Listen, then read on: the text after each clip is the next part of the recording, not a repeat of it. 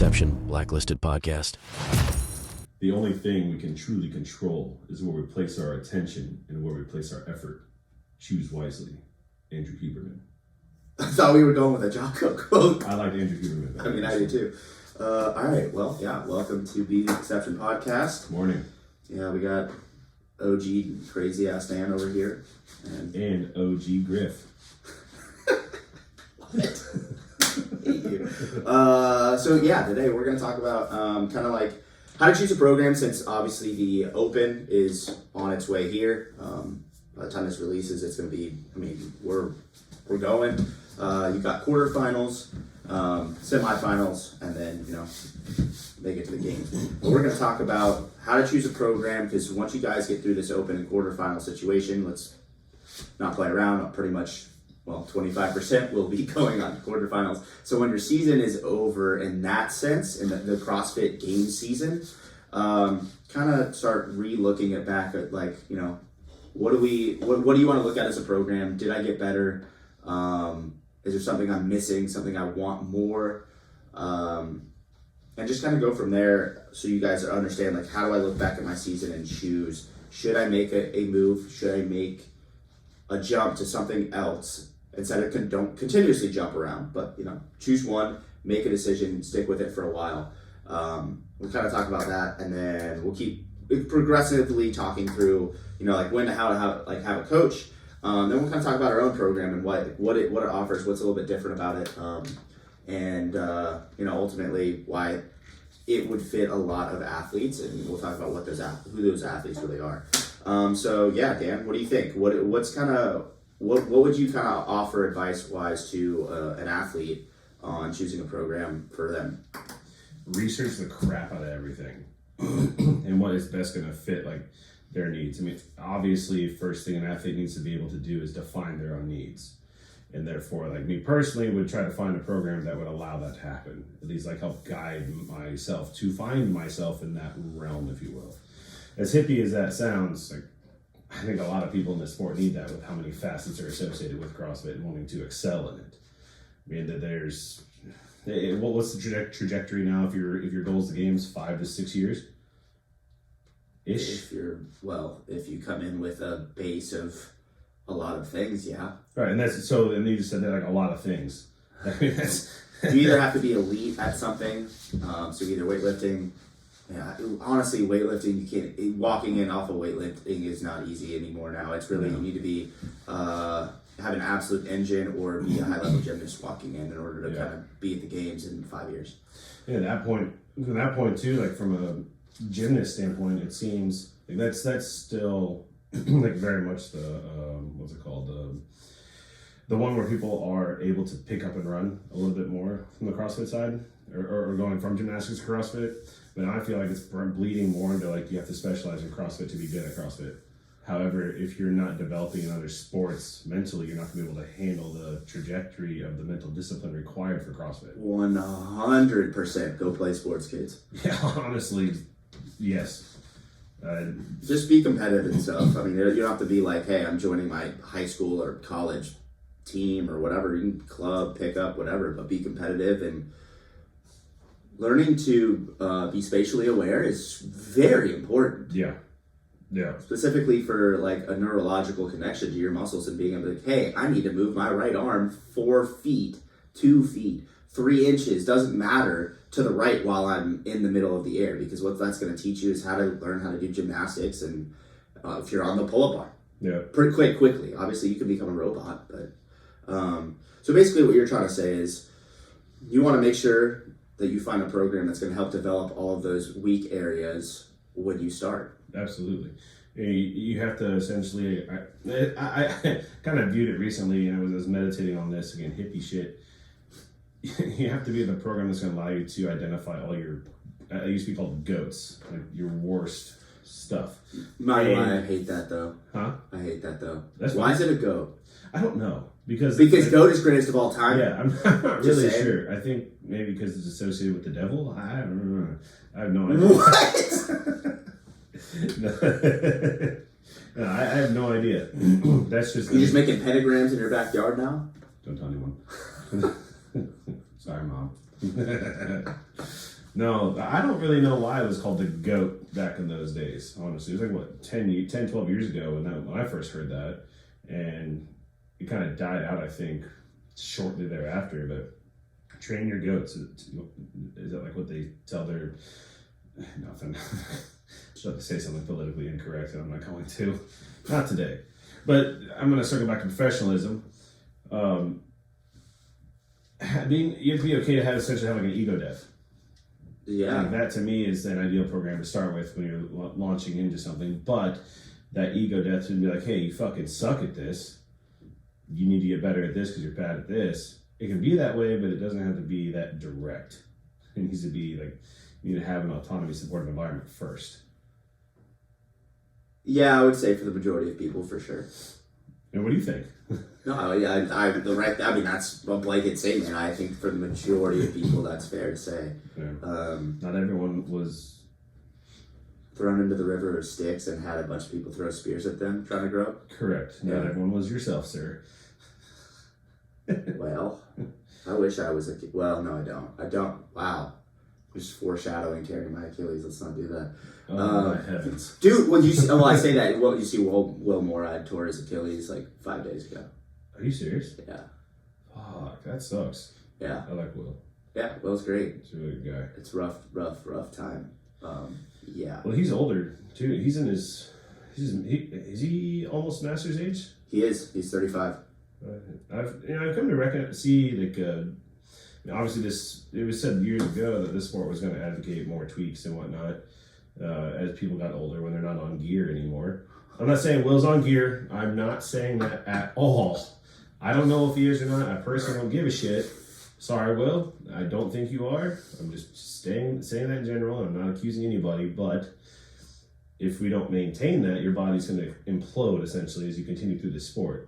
Well, so actually, this is somewhat on topic. I was thinking about this the other day. Literally, I don't know why the Achilles situation's been in my brain. Like, obviously, he tore it. A bunch of people, like professional athletes, keep tearing their ACLs recently. And you're not going to do shuttle runs on the grid floor, okay? I promise. Bro, I should be able to do shuttle runs. Anyway, anything. One thing is, I think, especially, doesn't even mean as you get older, if you don't train bounding, jumping, being able to literally have that muscle reflex, and then you just jump into a bunch of stuff, or you do too much volume, and then you're also not having it taken care of, you're asking for it to happen. Yeah. I don't know Will's situation at all. I mean, he was training for, and I'm gonna get this wrong, either a triathlon, Ironman, whatever, for like for the world championships. Not just like just to do one. Like he's a great runner. He's a great runner. Okay. Yeah. So I was like already thinking about that, and I was like, that's a lot. That's tough to. But I don't know if how much CrossFit he was doing at the same time. But yeah, it's just you have to be very, very, very, very careful. Too, like, but bounding, see, you have to train it. You have to train that. Yeah. And athletes train that in sports. You have to be an athlete. You've got to train it. And I will say in CrossFit, it's not a lot of training of it.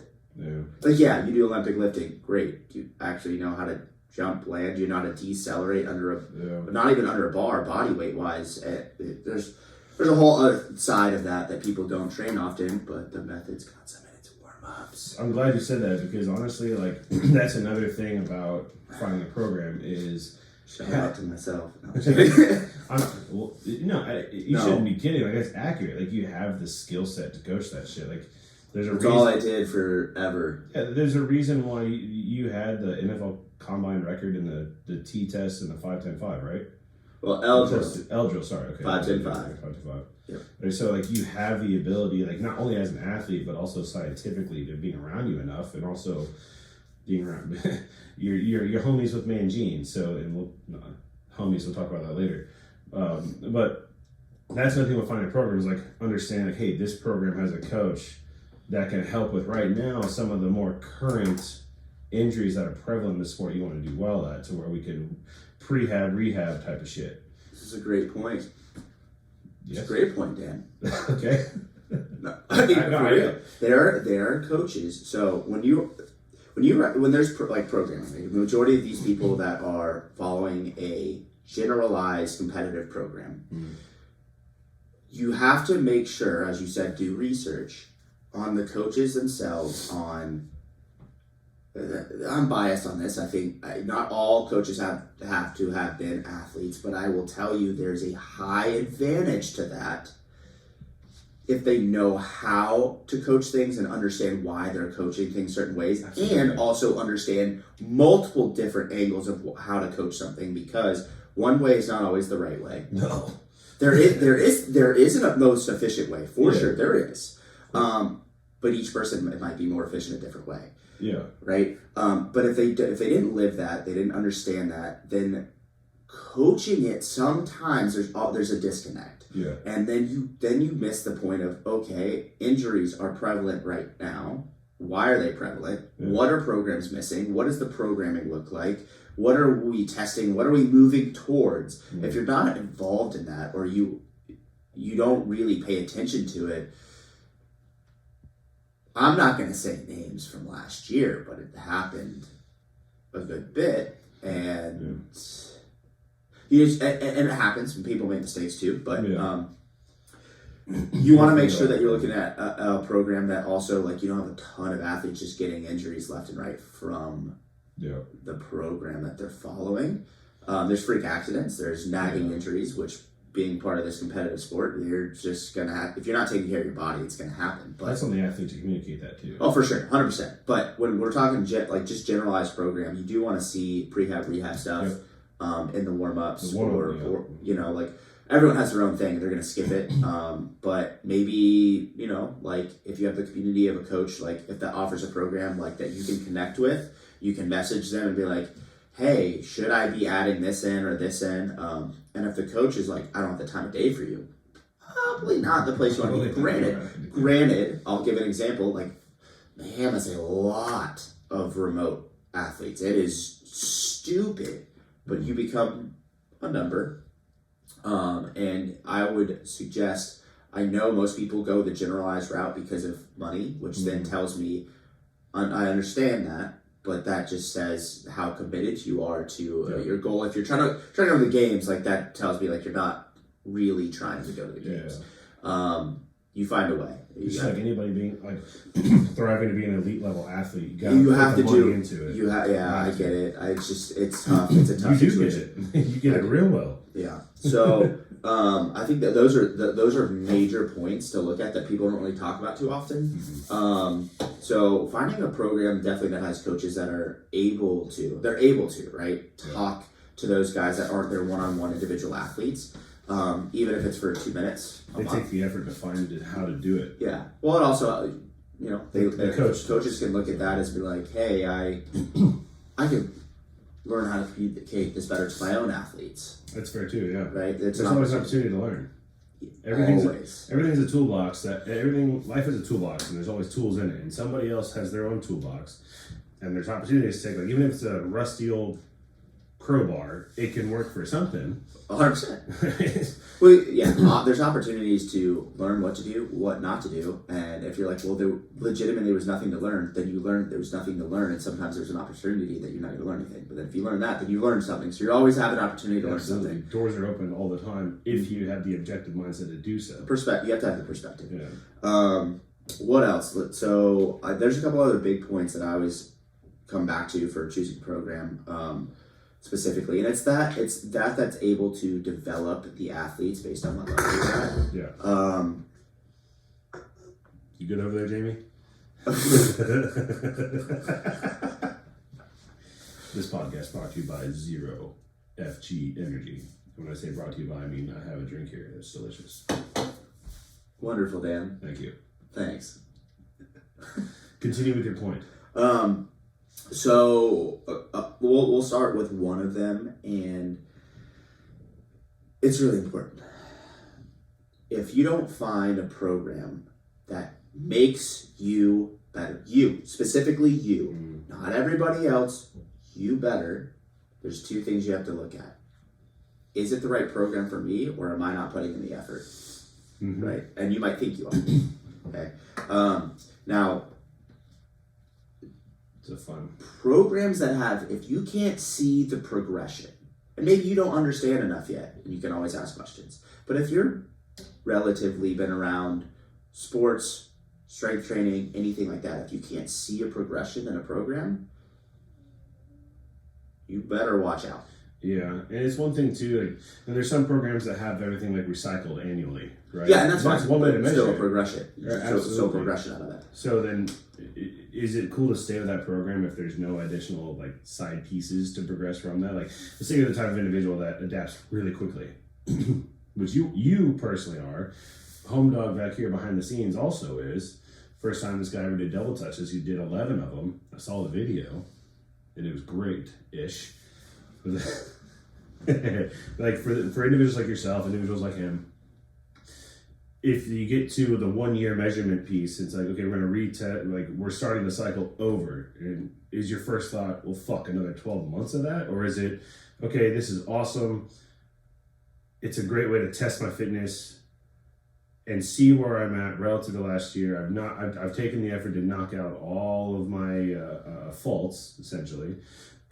Do you look for another 12 months to do the exact same progressive pieces with your now improved state of movement and fitness? Or do you take it and kind of branch off to the side a little bit and now enter like a form of like grad school, if you will, within the program? Like you start to specialize within, now I've identified a new piece, I can kind of take a little focus off of what I needed to develop, or do I stay here with my developments? Yeah.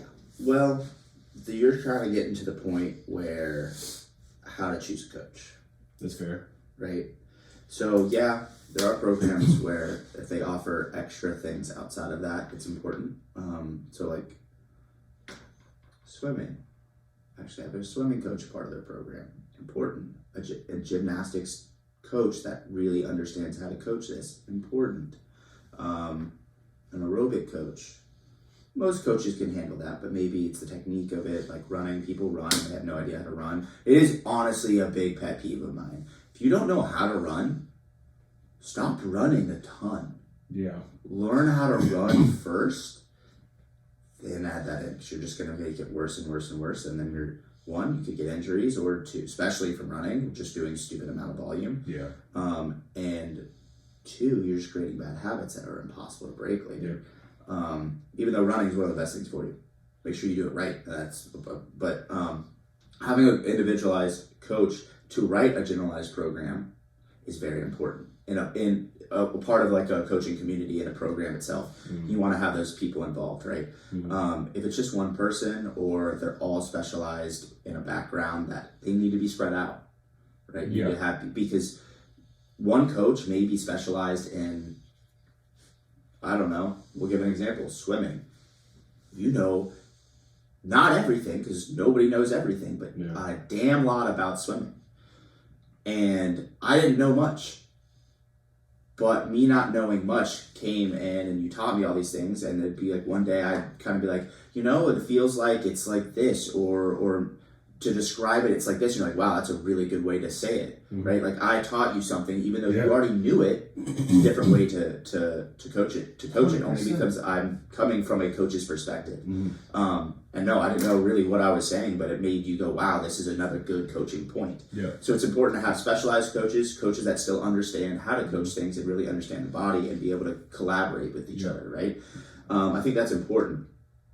The other two really, really big pieces of a program, are you having fun? And is there a good community? Yes. And those go hand in hand. Good competitive community. Yeah. Yeah, good competitive. Well, unless you're looking for a program that you only want community, in that case, just join a box. A CrossFit gym, just join a CrossFit gym that they already have like competitiveness, but it's for 100%.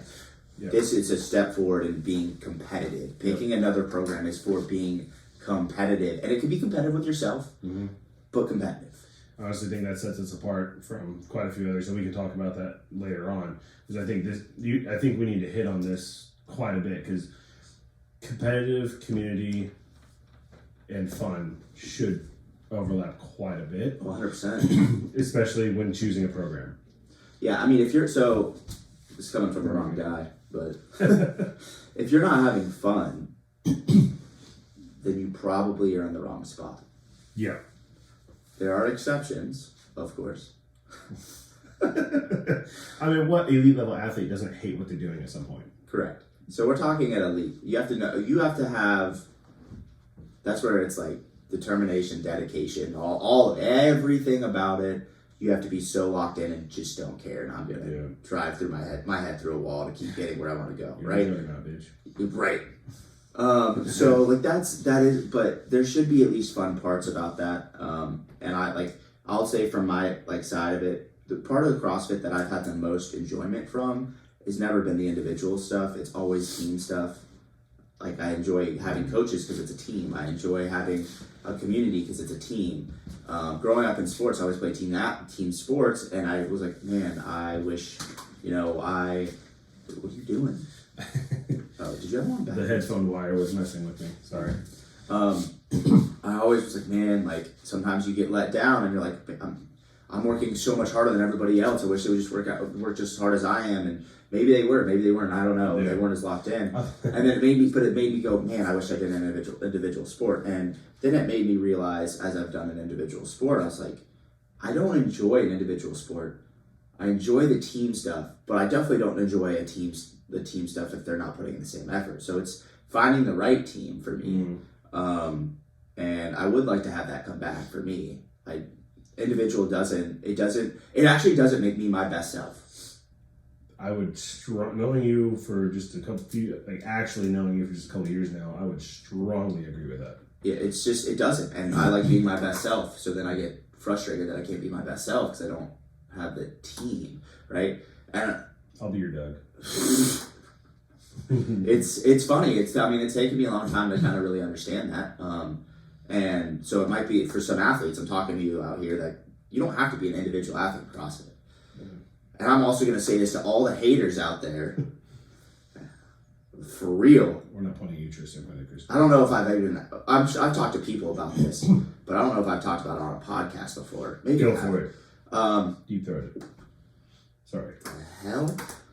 When I won Norway and qualified for the games, everybody, you did it, man. How's it feel? You find I've been to the games before. Like, I'm excited, but it's a little step forward. It's a little different. Then they're like, no. But but did you really bro, what? Did you really go to the games? Is that what they were asking? No, they're basically saying going to the games on a team doesn't really count. Yeah, that's fuck you. Yeah, I don't like that. I understand at a time that it was easier to make the games on a team. It didn't make it any easier to win the games. No. There's a lot of other pieces you can't put just the best athletes in the room and be like, we're going to win it as a team. That's not how this works. No. God, that made me so mad. And I'm like, what are you talking about? Yeah, but you really did it now. You really made it. I'm like, it's kind of fucked up. It was. I was sitting in my head. I was like, Tristan, you're a dick. Are you kidding me? It's good. It was a lot, and it was a lot of media people too. Of course it was. Of course it was. They want to get a reaction. They want to get a story. I mean, I really hope that the team side of CrossFit becomes so competitive that it overtakes the individual side. It is called grid. We're talking about CrossFit, Dan. Grid is different. I make jokes. They are completely different. I know. I've been there. Please continue. Yeah. So hopefully that's really what happens. I'd like to keep pushing that side of it. Just because, you know what? It's funny that CrossFit focused so hardly on the individual side, but CrossFit preaches community. They preach teamwork. Mm-hmm. What better way to show that than a team at the games? Honestly, absolutely. And that's so. I'm going to circle what you're saying all the way back to choosing a program. If for just a second, just a quick segue or tangent segue, whatever. Seeing if the program you're a part of advocates more team over individual, I feel is a more appropriate program to be a part of, and that's going to hit on exactly what we're just developing. We'll rewind the Finish of the Coasts with us. How many fucking teams do we have? Right. It was a lot. Right. And how many people didn't look like they were having fun? Dude, they fucking were all having fun. Yeah. It seemed. Anyway, the workouts are hard. They hate their life during the workout, but when you see God or whatever you believe in on the rower, like Nate and Pat, and like when you're able to have like be on a team like with your significant other like Pat and Amanda, and it'd be fun. Excuse me, that bros. Then it'd be fun. Then like that to me is gonna preach the program you're looking at. But you know, I like what you're saying here about like the team aspect, bringing your best self. Like you specifically, I would argue that a lot of people fall within that. I think a lot of people do, but one big thing it does do, and it isn't this for me. Well, it might make me my best self, that extra push, but is the accountability of others. Especially if you know yourself as like a giver, you like to make other people happy. You like to give so that others are enjoying their life, which shout out Jesus Christ. That's what he tells us to do. You know what I'm saying? But you know, whatever. Even if you're like, Jesus is not my savior, it's all good, get it, cool. Yeah, sure, whatever works. But you should still, you know, like be a good person and like to give and help others and support others. And I think that really, really resonates in human beings and pushes them to be their best self because of the accountability side. Nobody likes letting other people down unless you're just a selfish asshole. Yup. But like if that really sticks at your core. Is that what she said? I was just looking at Tristan because I love him. But yeah, I said if that really sticks in your core. Oh, my fault. Damn. You talk like an elephant. Can you imagine Johnny Long comes walking in the door? Who? Johnny Long. I guess his name would be Richard Long. Patrick Long? Oh. Whoa. AKA the converter. Oh, shit.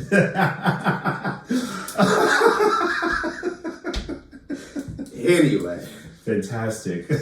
Team, community, fun, competitiveness, all very important in choosing a program. Yes. So as you guys search around, as you try one out, please don't be hoppers of programs. Like you need to feel them out completely. Yeah, not feel them out, feel them out.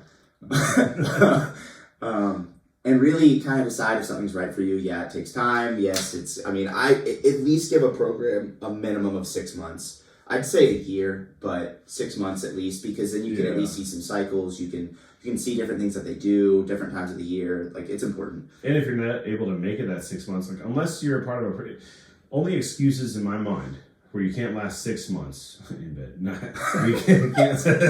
You can't last 6 months. My fault. Is like harassment allegations and shit, right? Like it's a very toxic community. No, speaking. I was like, what are you talking about? No, like if you can't make a program last for a half a year, you have to bow out. I'm thinking HR department. Yeah, I mean, no. So HR department related shit, right? Okay. Well, like with the clientele, if you have those problems up front, no, you're done. Well, that's your exception. Let's say 3 months down the road, right?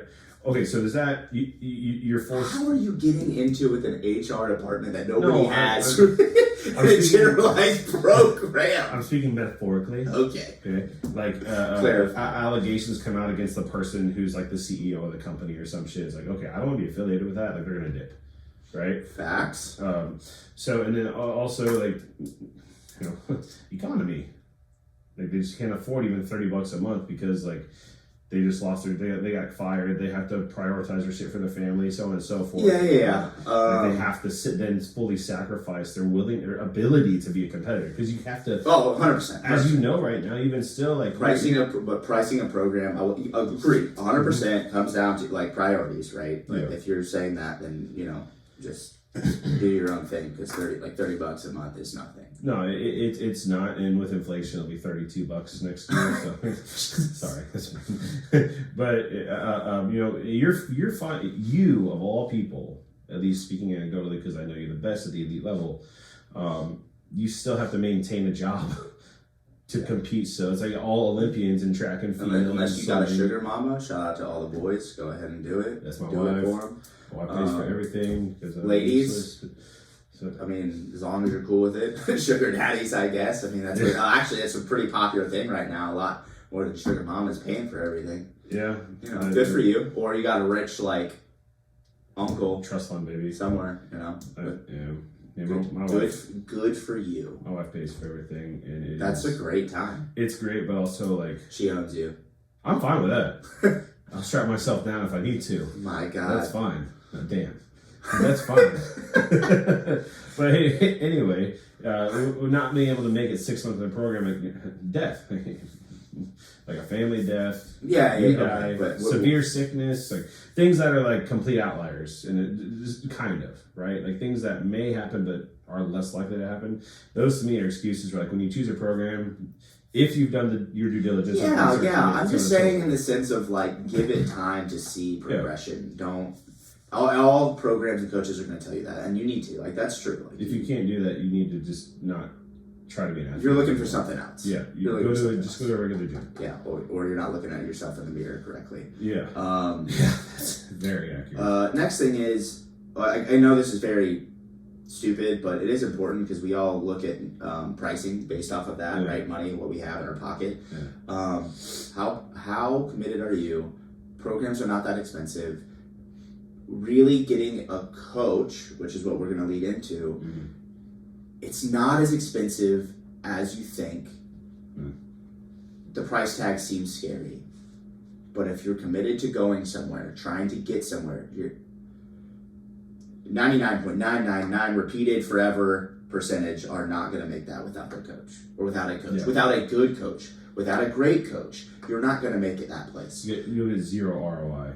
No, 100%. You're wasting your money. Yeah. You are wasting your money by not moving forward into finding a coach that's really going to help you. Unless you're just looking for experience in life, and then like if you monetarily value it, if you value it kind of that way, to where your money spent is just experience in life, then okay, right, go for that. If you're not expecting to win the games, you just kind of want to feel it out. Like we use Pat as an example. Pat joined the Army because his Navy buddy said he couldn't survive the military or something along those lines. So just Pat went and did it. And now he got fucking miserable from it, but he did it, and it's like I guess it's not going to say a check off the bucket list because I notched his belt now because of it type of deal.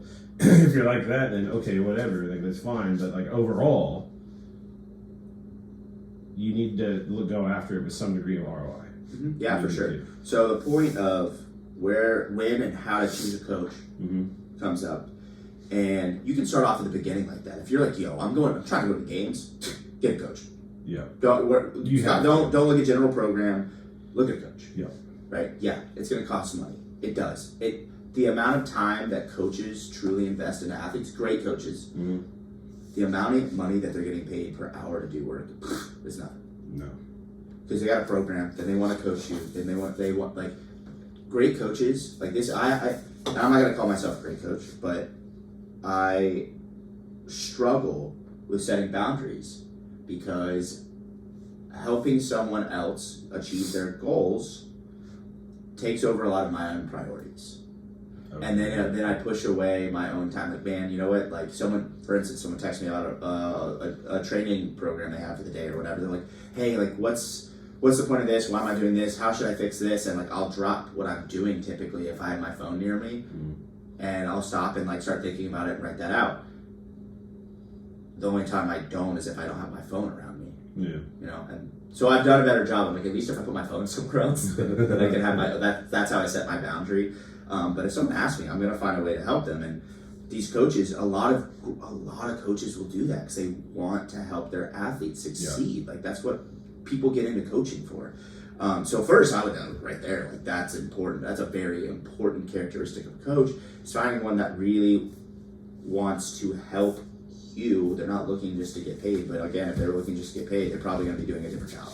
Yeah, you don't coach to get for money. No, unless you're charging $500 a month for. Hell, even then. Like, even then, if you really break down the amount of time it is to program, if it's truly individualized, and they spend time reviewing videos, they spend time texting you, trying to help you out, or calling you, setting up calls, making sure that you're on the right track, check-ins, like it ends up it's a lot, but it's also a lot of emotional work too for the coach.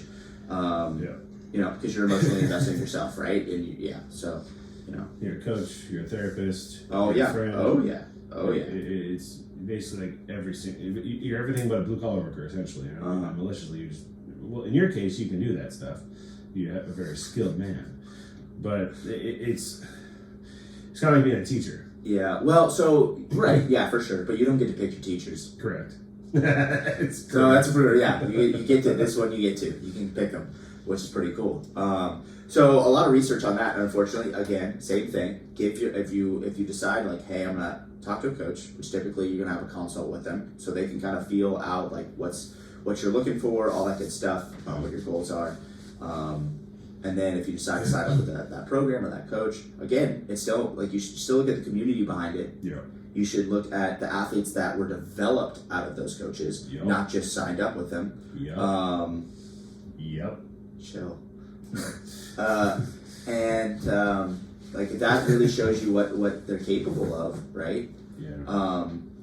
And then, like, because you have that community side, like, as all these athletes, they need to train. You need to train with other athletes. Mm-hmm. You need to all be like. You don't have to do it all the time if you're super individualized. Cool, whatever.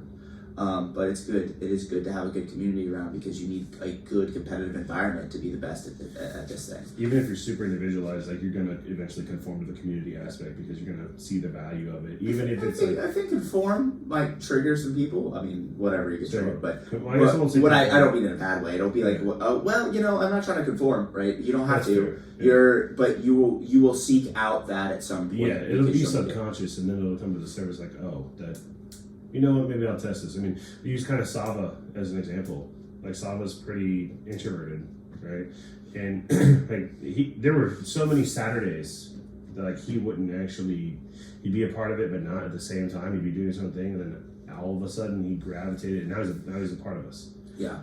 You have to see that every single Coming Saturday. from a super introverted person, CrossFit's really helped me, like, learn how. I'm still gonna always be introverted because introverted is really about how you get your energy. Sure. It's not about necessarily how you interact with people. 100%. But people drain you. Being social drains you as an introvert. Now, of course, there's your people like, I'm the extroverted introvert. No, you're either an introvert or an extrovert, but you might enjoy being more social. But yeah, agreed. Like, sorry, my psychology degree had to come out for a second. It should. I mean, honestly, psychology plays such a magnificent role in coaching. Well, 100%. And that's another thing too. Like, I'm going to circle that statement right there all the way back to the very beginning of finding a program. How much psychological involvement or understanding is like, to me. You know me and why I would say this. So I'm searching a program. If I'm having a conversation with the coach and they start rattling something off about, like, Carl Jung or Freud or Phil Stutz or some shit like that, or even Huberman for right now, or anything along the lines of, like, gray matter, the interior mid-cingulate of the cortex, like. You just lost everyone. I know. Like, I'm gonna fucking nerd out and I'm gonna sign up for that program, like, dead, like that very second. Because, like, that's gonna, and not even think about, like, animate, like, then that's just another level of explosion. But, like, honestly, like, I genuinely believe, like, that's taking that mostly because of quarantine, that is playing a bigger role now than it ever has in the demand for coaches to have a higher understanding of just baseline psychology and how people adapt, and understanding the psychological pieces to life, training, etc. It's forced more of an open-minded.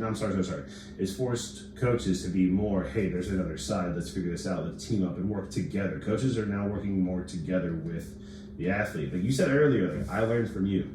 I know a lot more about swimming than you will ever dream to know of. 100%. Just because of my past. You know more about football and all the other sports in the world than I will ever know, just because of your past. Feed off of each other. Like, I'm not your coach, you're not my coach, vice versa. We're learning together. Like, you pay for a coach, they're gonna have in a program, they're gonna have other coaches to talk to and ask. Yes. A good coach will admit when they don't have the answer. Yes. To your face. Yes. And they won't justify why. They won't work around it. They're like, look, I don't have the answer, but I'll find out for you. Or we can work together to find the answer. Like, because that's another thing too. Like, an athlete will recognize when a coach's schedule is crazy. I mean, reference us right now. I have 5 other jobs. You have a million other jobs. Kyle's finishing up his degree. Pat's insane converting. And sorry, no, Pat's mind is in a lot of fantastic places that are going really, really well for him, and he's adapting so fucking well in the years that I've known him. So, like, take our current group right now, we're still able to prioritize the community that is blacklisted, develop these people, and these people that we're working on developing, they understand where we are in life, and they're working with us and they're still valuing the entire piece of Blacklisted. Yeah. Which to me is like another piece that sets us apart. And I know we'll get to that in a minute, but I just needed to rattle about that because it got me really excited. Well, so one thing that really that I haven't seen as much in CrossFit, and it's just different coming from team sports, but coaches, great coaches that I've had in my life. I've had bad coaches. I've had really bad coaches. I've had mediocre coaches. I've had good coaches. I've had great coaches. I've had exceptional coaches. It's good to have the spectrum there, honestly. For sure. And you learn things that you shouldn't do. You learn from mistakes from coaches. And then you learn a lot of things that you should do from, if you're lucky enough. I was very lucky to have all of those coaches, every one of them, from the worst to the best. Mm-hmm. And one thing that the great coaches did, even some of the bad coaches, they just weren't good at coaching. They're not invested only in what you do on the field, what you're doing outside. What is your success outside? As human beings, sports, man, it's hard to put that through your brain, especially when you're under 21 years old. Yeah. Sports aren't the world, but the sports that are could be your world, mm-hmm. right? And for a long time, and being competitive is still part of that for me. But football was, you had food, oxygen, Jesus Christ, hitting people, football. Oh, I got you. Yeah. And to be truly honest as a person, it was just really football felt like number one at all times, Sure. right? Sure. But you had to check yourself at the door. And coaches really, really, really cared about everything outside of also what you're doing. Yeah. Now, some of the bad coaches only focused on that, but it didn't make them a bad coach in that aspect. They need to balance it. Yeah. But in CrossFit, I haven't seen as many coaches yet there, but I guess also the difference is you're dealing with a lot older athletes typically, mm-hmm. unless you're coaching teenage athletes, because then you're also molding those, right? As adults, you're not necessarily molding anymore, but you're help guiding certain places. Yeah. They're already kind of people still have their whole life to kind of change things, but guiding them and being successful outside of that. Most people have jobs. They got to deal with other people. They got so you're not gonna be able to tell them which way or the other on certain things, but you can be invested in what they do outside of that. So that makes them successful inside of the gym. Yeah. Right. And I at least would say I've surrounded myself with coaches in this program that really care about these athletes in that sense. And the reason we're able to do that, though, is we don't have 1,000 athletes. Once you kind of get there, you need 500 coaches. Yeah. But that's another important side of picking a coach is that they have time to do that. Because maybe there's a lot of coaches that want to do that and don't have the time to do that. And those coaches will be like, I can't take another athlete on, right? And that's fair, and you have to respect that. For coaches, because they're setting boundaries so that they can coach their athletes the best way they can. Yeah. And if you see that, you should be like, okay, this is a good sign. It sucks. I'd love to have this coach, but they're not available because they have to make sure they put that time into those athletes. Yeah. Instead of seeing it as I'm the victim, they don't have time for me. I'm not good enough. They don't believe in me. I mean, if you want to take that and make the motivation for you, cool. You're telling me you're 17, 18 years old. Yeah. Just cool. looking for daddy's love type of deal. Fair. But you should look at it more as a positive. Yeah. And then maybe they have other coaches that are just as qualified. But you have then the next point, even though you research these coaches, you don't have to have a coach that you're the personality's perfect for me. It doesn't have. You don't have to be I'm going to hang out with this person all the time. You don't have to have that. You absolutely might work better with someone that's not like that for you, depending upon your personality type.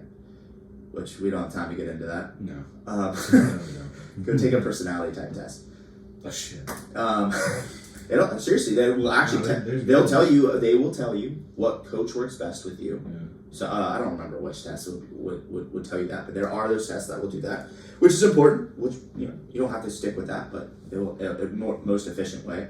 And then finding that personality for a lot of people might be super important. And maybe you do want to like be able to like go have dinner with that coach and enjoy your time, other than just making it about business, right? Yeah. So that's important. Maybe It's finding okay for your coach to be a friend. it's okay. Yeah, it's okay. It's okay. It's okay. It doesn't have to be, but No, it's okay. no, dude, it's okay. Yeah. You know, like I think because that could make it more fun, right? Yeah. Business versus fun. Like there's a fine line of kind of decide that. It'll definitely teach you how to separate business from life. For sure. A lot of people struggle with that. For sure. But really when you should start looking for that, like there was 2 points, is one, if you want to be elite, find a coach immediately. Mm-hmm. If you have really high level goals and you are a go-getter for sure, look at a coach. Generalized program, you can do it yourself, but if you don't have, if like your aspirations, like I just want to be good and whatever, that program will work for you. You can also, if you're very competitive with yourself and I want to be my best self, you could still do that there. Mm-hmm. If you're not trying to be the best at, or really grow in a certain sport specific thing that you don't know enough information about. Also on top of that, maybe you do know enough information, maybe you do know how to coach yourself, maybe you do understand all the intricacies, but then there's the time factor. Yep. If you do whatever else you do. And having a coach taking away that time for you. Time is money. Mm-hmm. And you can't get time back. Time is the most precious thing because you can't buy it. So it's an artificial construct. Conspiracies. It's true though. So God, I'll go into that forever. We should talk about that someday. How time is an artificial construct. We can. Tristan, can you do that episode with us? Fuck yes. We need the whole gang. We need we need Neil deGrasse Tyson in here. I'd listen to that one for sure. Honestly, I would too. As much as I hate my own voice, I would. Actually, my voice is pretty sexy. Especially when I talk like this. And every time we have a podcast, his voice is just going to get deeper and deeper and deeper. Ever since I was a little boy, whoa, people have asked me about the sound of my voice.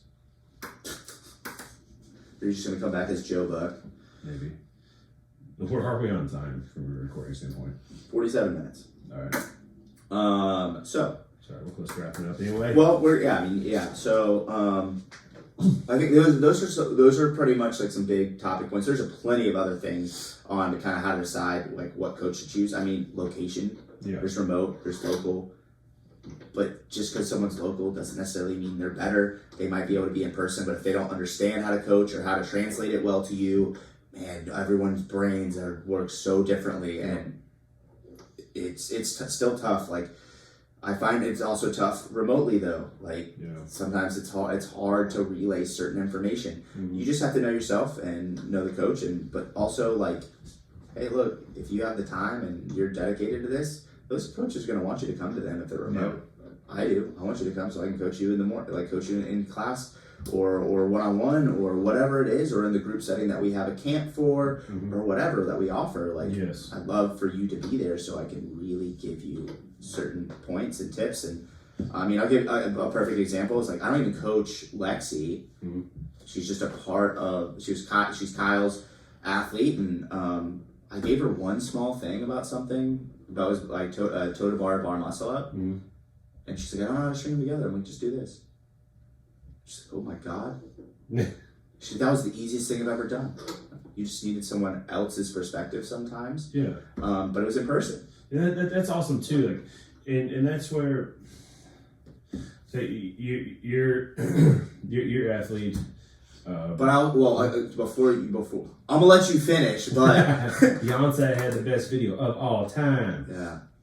God. Kanye West. Sometimes, and this is a point to being an athlete, because you've done it and failed or done it and learned to succeed from certain things, you know what works and doesn't work for certain athletes based on how you've tried things. Mm-hmm.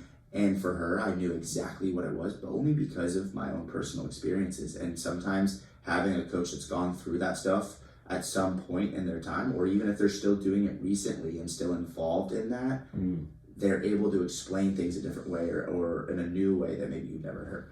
Dude, I mean, honestly, if we're ready for it, like that to me is a perfect segue into what sets us apart from like other programs. Oh, for sure. I mean, there's and to kind of say this, like, I'm not, as we go through this stuff, we're going to talk about what we do good. This is like the humble bragging of what we think we do well.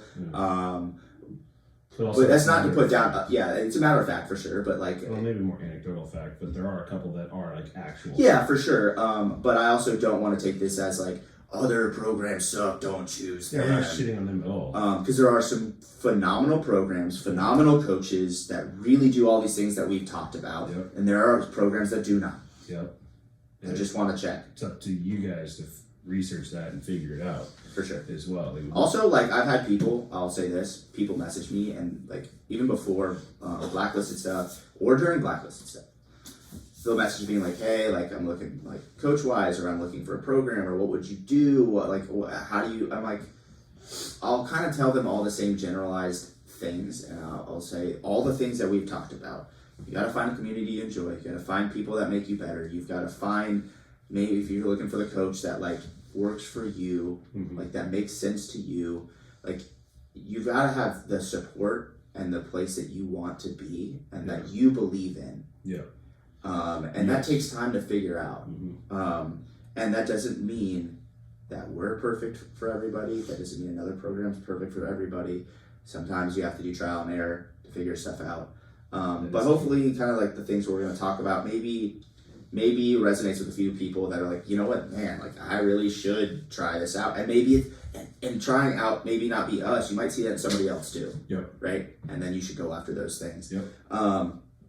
But kind of like one thing that we are setting up that's a little different and newer is we are trying to make some things institutionally backed, specifically from our swimming side and how it translates into gymnastics. Dan's coached me for swimming for the past year, and I went from being a drowning person. Dreadful's not even the word. A drowning person's accurate because that's how you quoted yourself. I mean, yeah, it's essentially a person that doesn't know how to run, which I do know how to run. You do.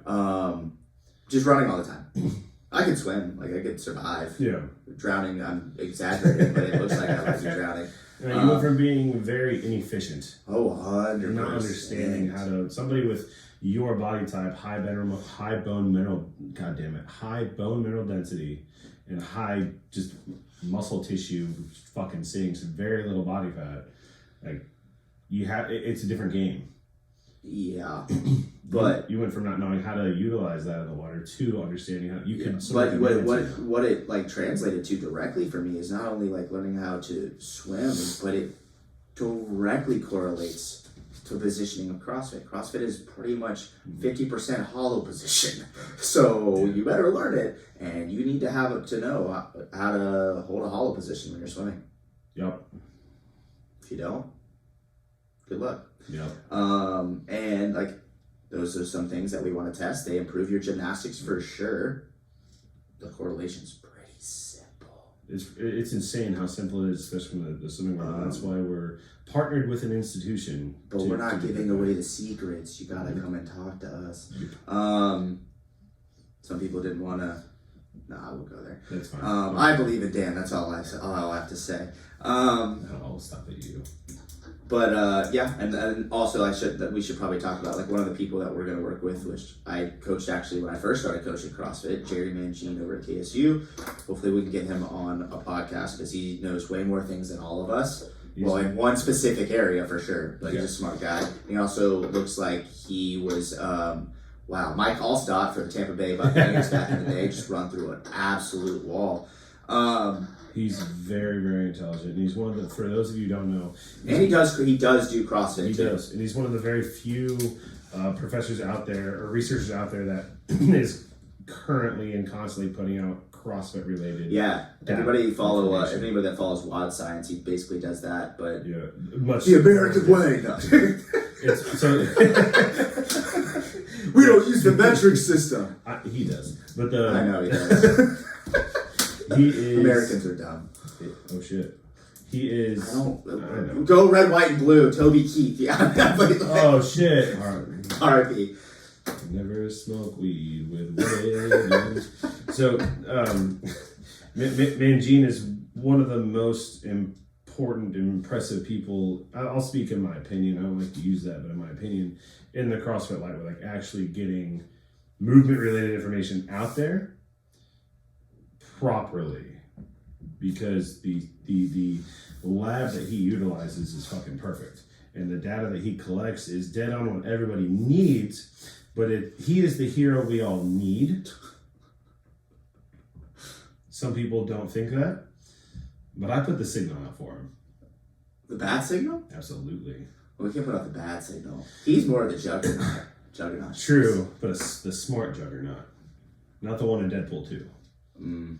Juggernaut was kind of smart though. He was not smart in that one. Yeah, he was smart in the comic book. Yeah. But he was not smart in Deadpool 2. Fair I don't point. think he was that smart in the which X-Men movie was the third one, yeah? Yeah. I'm the Juggernaut, bitch. I should go through all of those. It's great. That's Great fantastic. But continue, please. All right, so the next kind of thing is one thing that we're about to release is a bunch of different packages. Like we have our method, which is our base competitive program, and I say base, it's not a basic program. It is definitely meant for a competitive athlete that will 100% improve. It'll probably be Money back released. guarantee. No, I'm kidding. It'll probably be released by the time this podcast drops, right? Yeah, probably. Yeah. Hell yeah. But the method's written by yours truly. But also a conjunct. That's not the right word. A group effort. Yeah, it's a collaborative effort. Yes, for sure. And like Kyle and I are going to do little things differently a little bit this year, in the sense of we are planning out the year not only based on like the game season, but how we want like our Blacklisted HQ to be as a season. And what that means is all of the athletes that are encompassed in this program, not just the method, just individual coaching, any of it, we want to look at competitions that look good for a bunch of different reasons and program around those. Yeah. And still build people towards it. But then what it looks like is, hey, like we just had a bunch of people go to Fitness of the Coast. I think over 20, right? Or Yeah, 19. yeah, something like that. We also had 3 coaches go to that. So people got coaching. Yep. They got a community. They had a support system. Yep. They got to really look like, hey, this is what it's like to compete and make it kind of professional. Yeah, even if the coach wasn't there, it's like your athlete, that you weren't able to be there. She got coaching from Kyle. Like and myself a little bit. I was more like the Tristan. How do you describe it? The social media guy. Well, we all played our part and helped build that. Yeah, and also people got social media stuff and got pictures that you would normally have to go out and like you have to pay for, and like we're trying to build that for these athletes. And were you insulted by Kyle helping your athlete? No, I want that because he has a different mind, a different perspective, and can offer information differently. It may help, it may not. But either way, like we said, everything's a learning opportunity. Yeah. Maybe it's something that you're like, this didn't work for me. Oh, this did work for me. And then it helps me coach better. How many programs are okay with that? In your experience, I know in my experience, very few. I've only been a part of 2 programs. I'd say it's at least 50-50. Yeah? I'd say it's at least 50-50. I've only been a part of 2 programs. This one and the one in Texas. It's all about people's ego. I guess maybe 3 programs. There's one in South Carolina also. But the more eyes, the better. I want people smarter than me. Yeah, perfect. That's perfect. I want people smarter than me. They may not be smarter than me in everything, but I need them to be smarter than me in certain things. You're the areas where you don't specialize, which you will admit, which every coach should admit. We spoke earlier about that. Which, like, thankfully, I would argue most programs do that. I'm a bodyweight specialist, coach. Same. Yeah, no. It used to be. But I love learning about it. I love learning all of this stuff because it's stuff I'm not specialized in. I used to be able to do 3 unbroken ring muscle ups at 300 pounds. I have video of that. That's impressive. On short rings, short straps, easily 2 feet long only. But what else sets us apart, Griff? Well, so those packages that are coming out each have a coach that are specializing in certain things. So you have your method, which is developed around the year to make everybody better. It has purpose. The cycles are anywhere from 8 to 12 weeks, and they are designed to get you better at certain things. Not just like, hey, we're gonna get better at everything. Very specific. If you really want to know about certain things and what the cycles look like, message one of us. We'll talk to you. But then you have these other packages added. And we have like a swimming program designed by me, that smart jackass. Peace up, A-Town. And yes, that will man, if you need to pick up another thing in CrossFit, swimming will be the best translating thing you can do. Less workout on your joints. They'll be happier, and you'll get better at everything. Maybe not weightlifting. Well, you can get better at weightlifting because the mobility can improve. Okay, before I state that. But the less on the lifting side, but better in gymnastics for sure. Better aerobically, better mobility. Breath awareness For sure. And that is involved in everything. Eliminating fear, panic. For sure. Especially with the warm-up pieces that we do. Yeah, y'all don't know nothing about them warm-up pieces. So just diving in the pool and going. If you want to have a program to where you can learn how to swim and improve your gymnastics simultaneously, it's definitely written to that. And for sure. There's always an open water piece as well, since there's always going to be open water pieces. Yeah, and then we have a gymnastics. We have a recovery. That's what's up. RPR. RPR. Hybrid sport and spine, or hybrid spine and sport. Sorry. Dyslexic. I think I fucked up in the last one too. Sorry, Peter. Shout out, Lauren. No, we also have an option that's called the 60, which is 60 minutes. You know, people that are just trying to be functionally fit, they enjoy their time, they want to have fun when they work out, look good, feel good, clap good. This is a true story. That is a perfect reel. Honestly, yeah. Look good, feel good, clap good. You can now be on top. Whoa. That was said at my level too.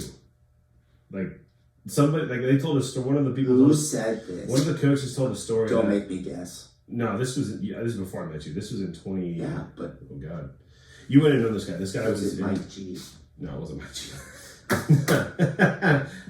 No. Mike G wasn't level 2. He wasn't. I think he was already done. When I got my level 2. Well, damn. Because I got my level 2 in 2017. I think he was already gone. Okay. But I also got mine in CrossFit downtown Atlanta. That's like where most people did around here. Yeah, I mean, I like the owner of that dude. He's cool. Yeah. But no, one of the people there said that we were learning about like how to help the patrons and help the members and whatnot a little bit better. We're just having a social thing led by the CrossFit staff, seminar staff. Yeah. Yeah. And the coach goes, I'll be honest with you, this lady just said I joined a CrossFit gym because I would like to be back on top. Like, no shit. Yeah. Same lady, can relate. Hash brown sad. Yeah, so we have a bunch of different packages, and we'll package them all kind of together. One program that kind of does something kind of similar to that is Mayhem. Pricing structure, ours is pretty much similar to that. It's competitive. The thing is, we're offering a bunch of different individualized coaches on these things. Yeah. Putting a shit ton of time into it. It's just a lot. It's a lot of stuff. It's a lot of stuff. Autism works.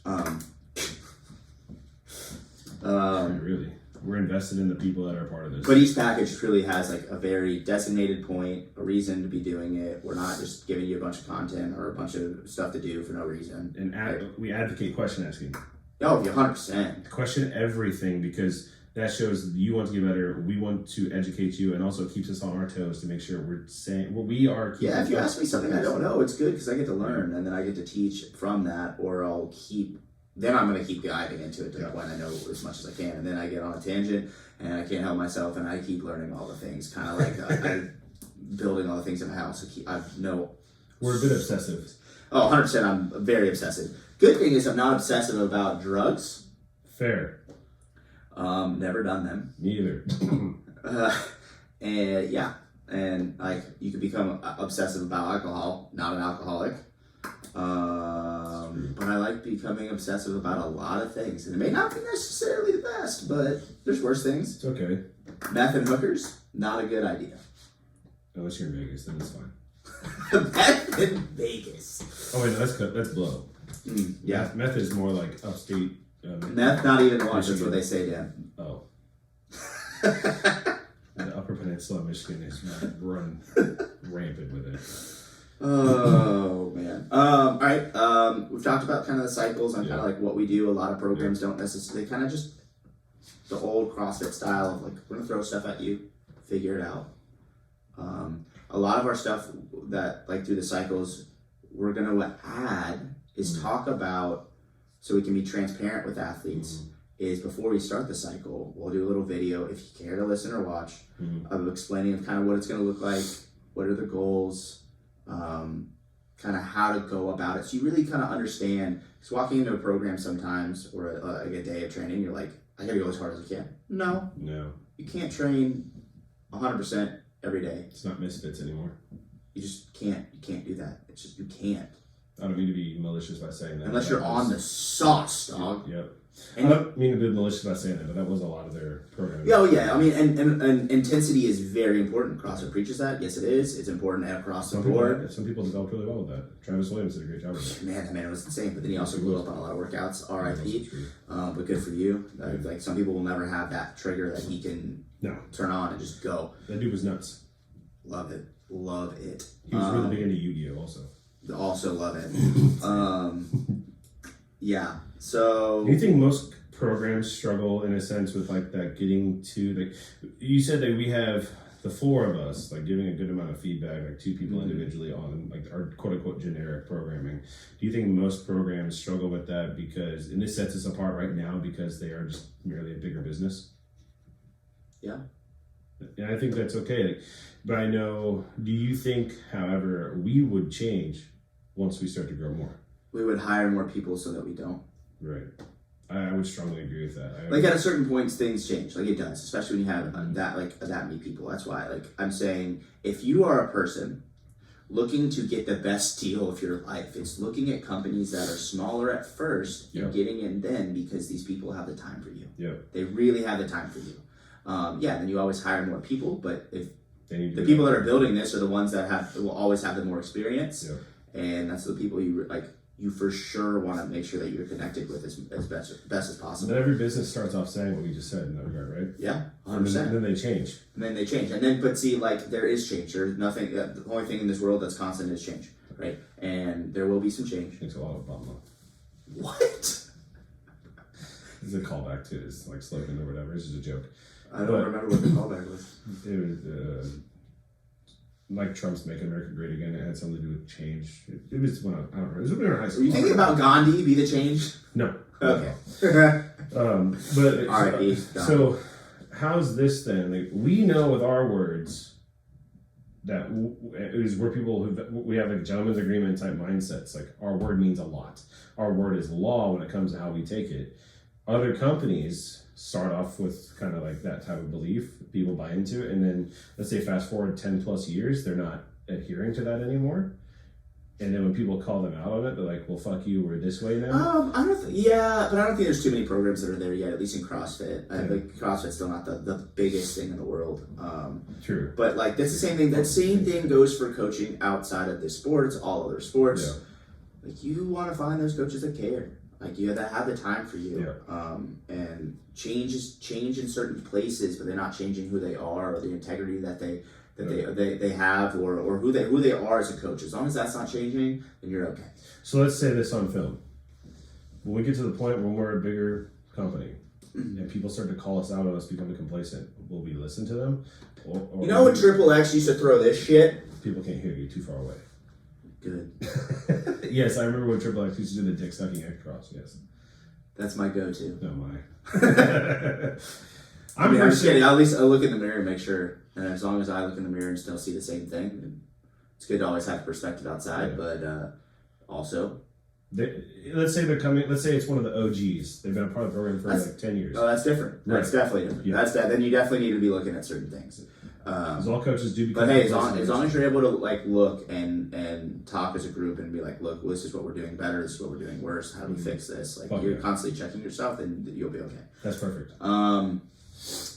I think that sets us apart a lot. Because well, there's other people, but great people that want to be great. I'm not saying we're great yet. People that want to be great have to do that. People who thrive to be the exception. 100%. Exception. Being exceptional, you're typically you are great. Yeah. Greatness is exceptional. The greatness is, otherwise it wouldn't be greatness. It'd be good or average. Yeah. Average is average. Yeah. 4 inches. Jesus. Competitive and supportive environments are super important. Like we kind of talked about the shit out of that. Oh yeah. Like it's definitely competitive. Even remotely. No one's like, yeah, good job. I'm gonna fucking trip this person. Like, if they do, then they're probably best friends, right? Yeah, like, 100%. Use the Billingtons as an example. They only follow remotely, and then it fits to the coast. Like they just fit right in. Just fine. I mean, granted, they knew the majority of the people because they were on the grid team and whatnot. However, but a good example is like someone that's like super new. Like we had our camp. We had some people that have never been around us, and like people cheering them on, pushing them. Whether they liked it or not, pushing them to be their best self that day, right? Yep. Like, you know, like that's what you need to have that. You've got to have that. It's important. And it's, I'm not going to lie, that's been lost in a lot of the society now. It's like people are too soft because they don't want to be pushed hard. They don't want to be too competitive. They don't want to, they're afraid to fail. Like, yo, we keep that alive. Let's get it. It allows going. people to come out of their shell. Reference Becca and Casey specifically this weekend. Becca's brand new, really fucking smart. Yeah, she broke down. I told her she needed to do some pull-ups, and she only did like one in that qualifier or whatever, like 3 weeks ago. Dude, we're gonna PR today. And she fucking slaughtered it. Oh yeah, she did great. And Casey's very. But it's okay to cry. 100% is okay to cry, and she did a great job. She showed up and still did it, and then was very happy and like, "Wow, I can't believe I did that." She cried because of me on one day. Sorry, Becca. Shit happens, but hey, look, that's okay. As long as you show up and do the work, we're good. Just get the best effort you can. Effort is important. Effort is very important. Yes, it is. Then, one like I kind of talked about doing the video to start the cycles. One thing that we'll slowly be adding in as we continue to grow is we want to see these athletes get better. If you're on this general program, you might get lucky enough to have like, hey, we'll do a video review for you. We're going to use it as content. We're going to talk about how to coach certain things and make it better. It might be swimming, it might be gymnastics, it might be weightlifting. So that stuff is not in any general program. Nobody does that because that is a lot of work, and people don't want to get that away for free. So it's not something, I'm not saying we're going to be doing that for everybody all the time, but eventually it could grow to something that we do it a lot more often for people, because that really digs into our individual coaching side, where we really need to spend the time with you to develop you. Which is something that obviously we do offer. Is we offer like a hybrid program with the method, and then we develop and tailor all of those things off of that for you, whether it's pre and post workout, whether we change stuff, but you'll end up probably doing something very similar to other people on the method. You'll just have probably more stuff and more tailored towards yourself, which is like definitely the cheaper route to go between having a coach, because you will have a coach to do that. You have a designated coach in order to have that, plus the method. Like you get you get the best of both worlds. It's not individualized, right? Individualized means everything is written directly for you. And then, so like we have that side, and you have your individual program, which, I mean, Kyle does a phenomenal job. Yes, he does. He does. That man is really all three of you do very good at what he does. Yeah, I mean, I would agree, but like it's. We all do things differently, and we all collaborate between it. And I love that I get to call Kyle, like, yo, what do you think about this, or this? Yeah. Like, do you think this works better? What's the protocol on this? Like, it's nice to have someone that knows other things that I do to talk about. I mean, I think that's super important. And then, like making sure you have transparency on like what the point of the program is. If someone asks, and you're like, and you give this like, you either don't have the time today to respond, you don't really care to respond, you don't give them any information that makes them understand more, that's a red flag. Yeah. And I do think like we for sure have the transparency. Like what are we trying to do? I had somebody message me the other day, and I took the time to write a long response that I didn't have a lot of time for anyway. But I like you took the time. Every athlete is important. Yeah. So I'll try to make that to stay like that as long as I possibly can to the day I die, and it's important to take that time. But I want to make sure everyone understands what we're doing, why we're doing it, and then you can decide for yourself if that's the right decision for you. I'm not here to sell you. No. I'm not a salesman. I'm not going to sell you on it. I'm going to tell you what we're doing and explain like, hey, look, this is why this works or why we want to do this. And if you don't believe in that, that's your own choice. And if you made the wrong decision to go with another program or another coach, and I hope it works out. If it doesn't, you can always come back. Yeah, see you soon. See you soon. We're here. I'm telling you. It's You're not like, too bad, is it? we are here. Peace up. Yeah. Hell yeah. Shout out Atlanta Well. Damn.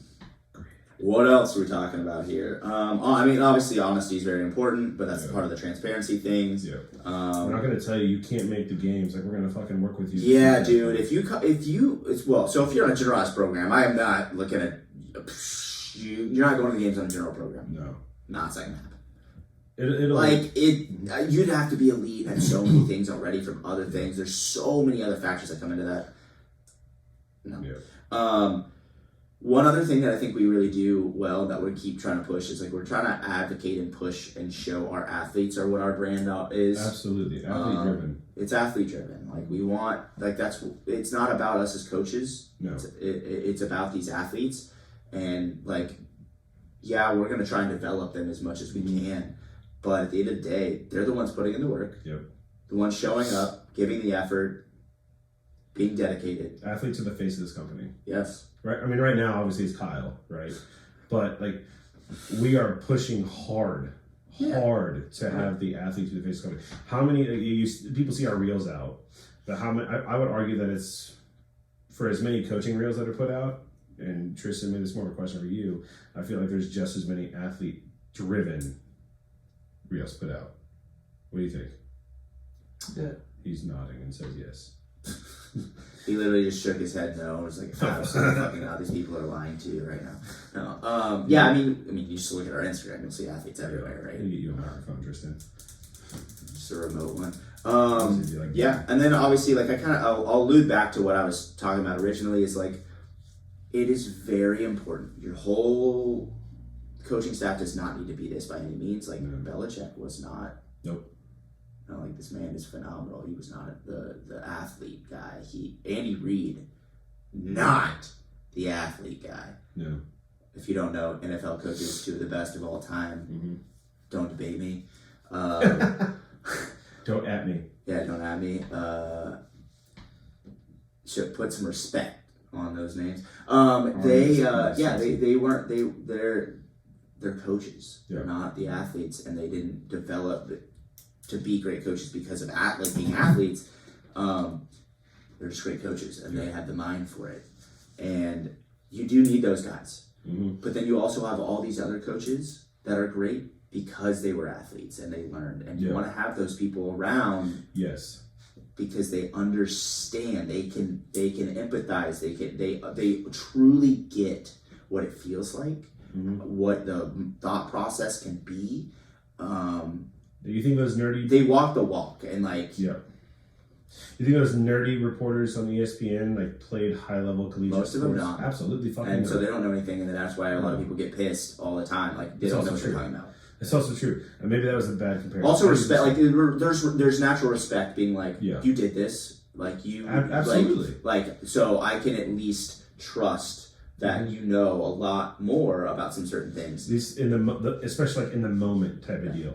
Like one thing you and Amanda said whenever we were doing our little kumbaya session and whatnot at the Greek camp last season was like, don't try to relate to me if you've never been there.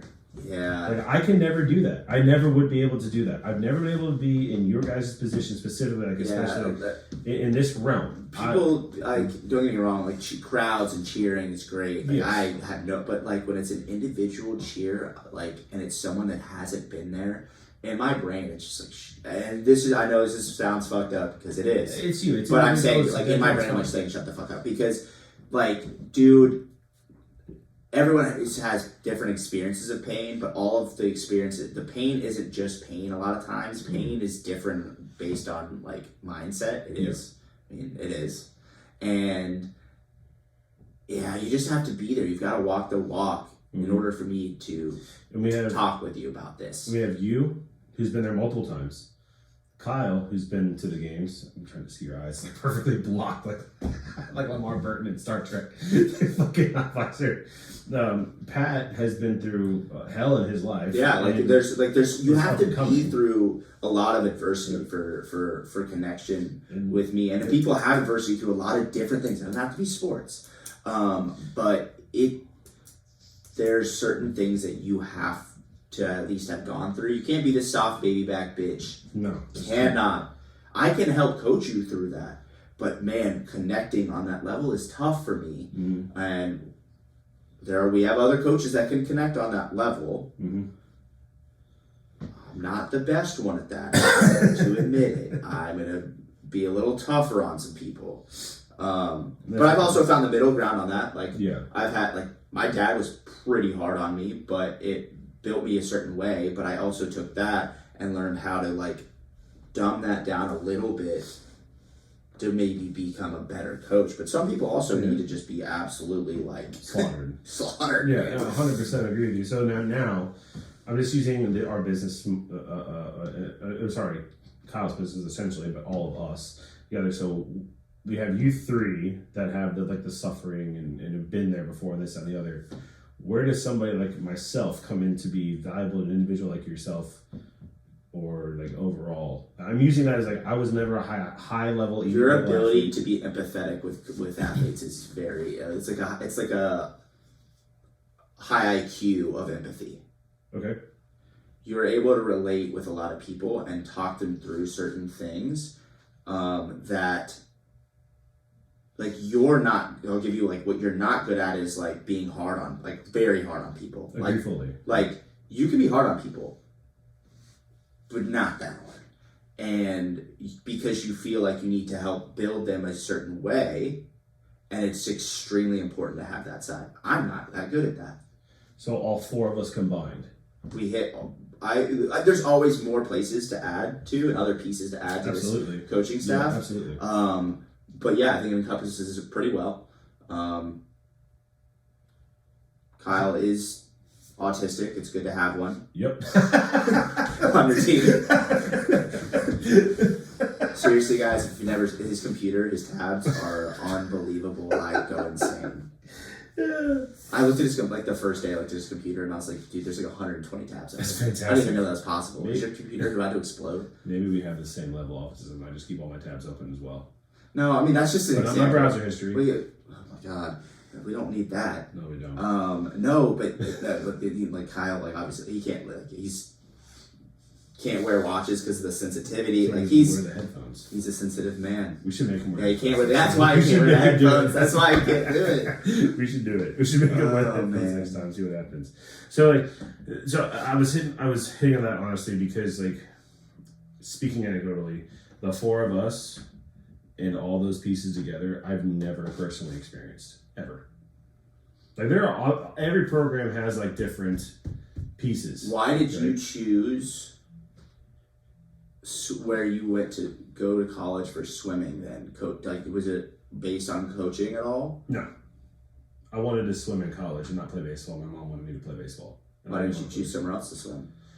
I got a $500 scholarship. That's why? 100%. I was a very different person in high school and college. Very different person. You would not have liked me at all. Really. I didn't. To be fair, Dan, I didn't like 99.9% of people. And that's fair. That's fair. And I played on teams with some hard motherfuckers. I respected them, but there's a lot of people I didn't like. And that's also because everyone's out drinking, partying, and bullshitting, and I was out here trying to ball. No, it's not necessarily. It's just I was not the guy to show up to a party, to put it that way. One of my closest friends now. I was out doing other dumb shit. Maybe, no. What? No, not that either. One of my closest friends now that I swam with at University of Evansville for 2 years. You and him, very similar personalities. We hated each other. Yeah. Fucking hated. One of my best friends. Almost fought. Well, one of my best friends, we absolutely hated each other when we first brought the football team together. Isn't it funny how it works? And then realized we were very similar, but also very different. My mic almost fell. Sorry. Well, stop doing dumb shit. You're right. We're back to college. Yeah. Yeah. That pretty much wraps it up. Yeah, I think so. I mean, I think that kind of covers a lot of the different things. I mean, there's so many different good programs out there and different good coaches, great coaches. Ultimately, I would always tell you to find the community, the fun in it, and if you're looking for the coach or the program, you're looking for looking for a place that they want you and have the time for you. They want you to have the time for you, and they're humble as fuck, but also they know what they're good at. Yeah, know what you're good at, staying in your lane, and have the other people on that level with you that have the other these abilities to help cohesively create everything that you want. Yep. Right. Researching it as an individual, you don't have to reinvent the wheel. Yeah, and I mean, hey, look, if you're like, hey, I still just didn't answer my question, or if or sway you one way to think about, to really think about this, you can message me. I'll find the time to talk to you about it. And I may point you at a different company than Blacklisted. I might. That is a very possible point. It's still going to help the person. Yeah, it's going to help you. We're here for. Yeah, for sure. We want your business, absolutely, 100%. But us valuing the person is superior. At least for me, anyway. I won't take a paycheck from this joint until it's completely necessary. Because, like yourself, like Pat, like Kyle, the individual is more important.